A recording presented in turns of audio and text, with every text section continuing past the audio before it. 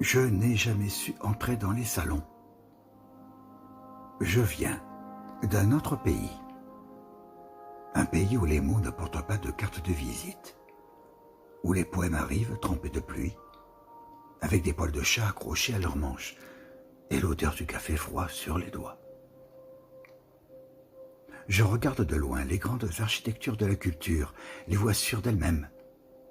Les femmes et les hommes qui traversent les disciplines, comme on traverse un jardin dont on possède les clés.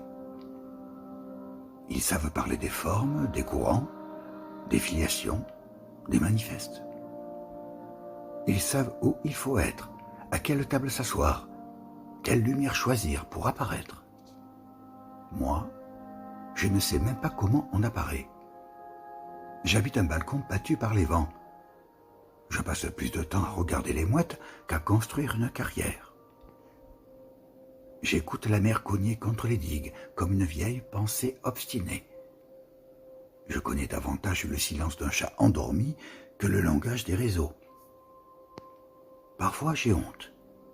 J'ai honte de ma pauvreté en stratégie, de mon ignorance des cercles, de cette maladresse qui me fait toujours choisir le sentier de traverse. Puis, la nuit tombe sur le port. Les mâts deviennent des traits d'encre, une lumière s'allume quelque part derrière les vitres. Et je me souviens soudain que je n'ai jamais voulu conquérir le monde. Je voulais seulement apprendre à regarder. Regarder une bête boire, regarder un visage aimé vieillir, regarder la peur quitter peu à peu son poste de garde.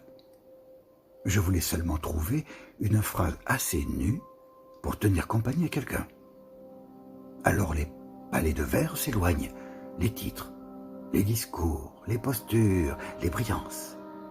Il ne reste plus qu'une femme au bord de l'océan, une femme qui écrit, avec pour unique diplôme la fidélité obstinée à ce qui vit.